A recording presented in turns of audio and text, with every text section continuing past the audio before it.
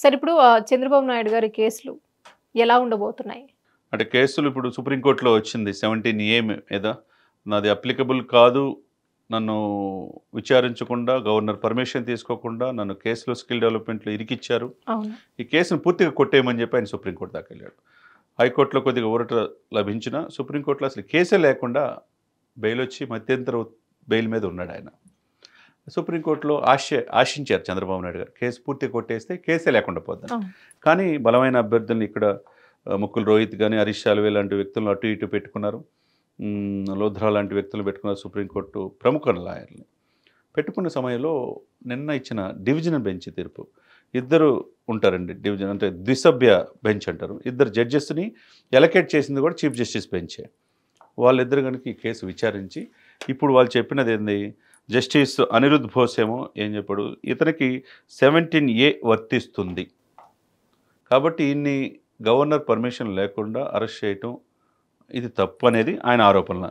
Case నమోదు ముందు governor అనుమతి తప్పనిసరి అన్నాడు. కానీ అవతల జస్టిస్ బేలా త్రివేది అని చెప్పి ఒక లేడీ జడ్జి అవసరం లేదు, ఇది ఈ చట్టం అనేది 2018కి ముందు సెక్షన్ 17A వర్తించదు అని చెప్పి ఆమె చెప్పింది.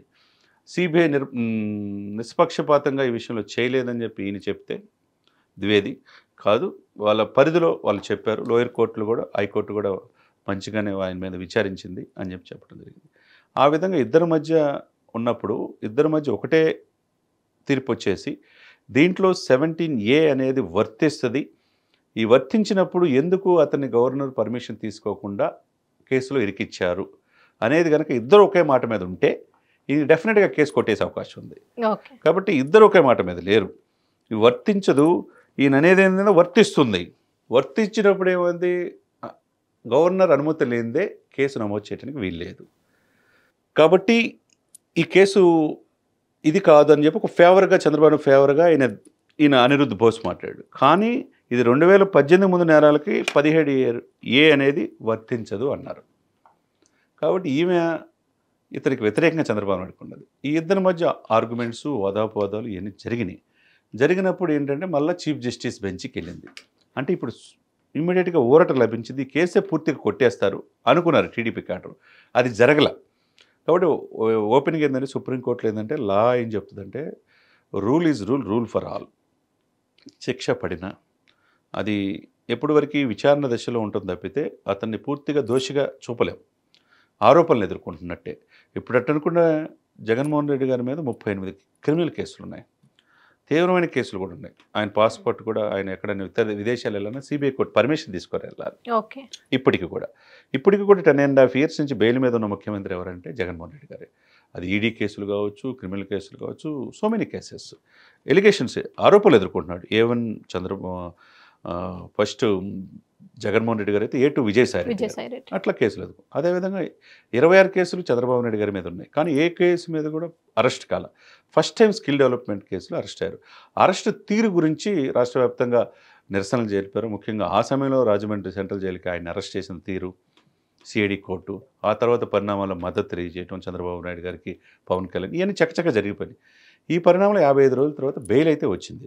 ఈ బెయిల్ రాకముందు సుప్రీంకోర్టులో వేసి ఈ కేసు కొట్టేయండి, పూర్తిగా కొట్టేస్తే ఇప్పుడు హైకోర్టులో కూడా ఉండదు.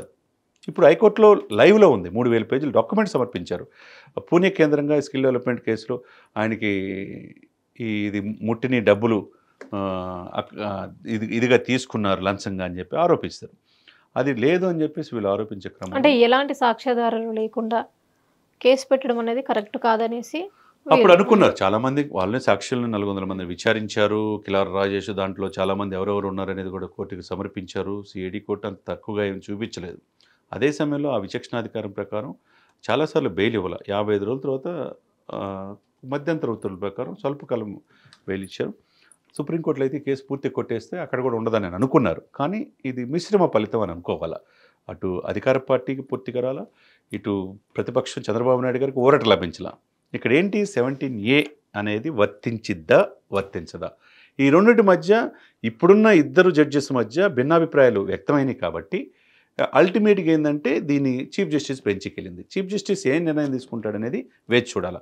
ఆయన డివిజన్ బెంచ్కి ఇస్తారా, లేకపోతే 5 జడ్జీల ధర్మాసనంకి వెళ్ళిద్దా ఈ కేసు అనేది ఆ తీర్పు వచ్చేదాకా మనం దీని మీద వెయిట్ చేయాల్సిందే తప్పితే, ఇప్పుడు జడ్జెస్ ఒకళ్ళు అన్యాయం చేశారు, ఒకళ్ళు న్యాయం చేశారు అని అనటానికి మనం కోర్టుని ప్రశ్నించకూడదు. సుప్రీంకోర్టు అనేది ఈ దేశంలో సర్వోన్నత న్యాయస్థానం కాబట్టి ఆ జడ్జెస్ అన్నీ కూడా అన్ని పారామీటర్స్ ఆలోచిస్తున్నారు కాబట్టి ఎవరి అభిప్రాయం వాళ్ళు ఇచ్చినా అల్టిమేట్గా చీఫ్ జస్టిస్ బెంచ్ తీసుకునే నిర్ణయమే ఫైనల్ అవుతుంది అనమాట.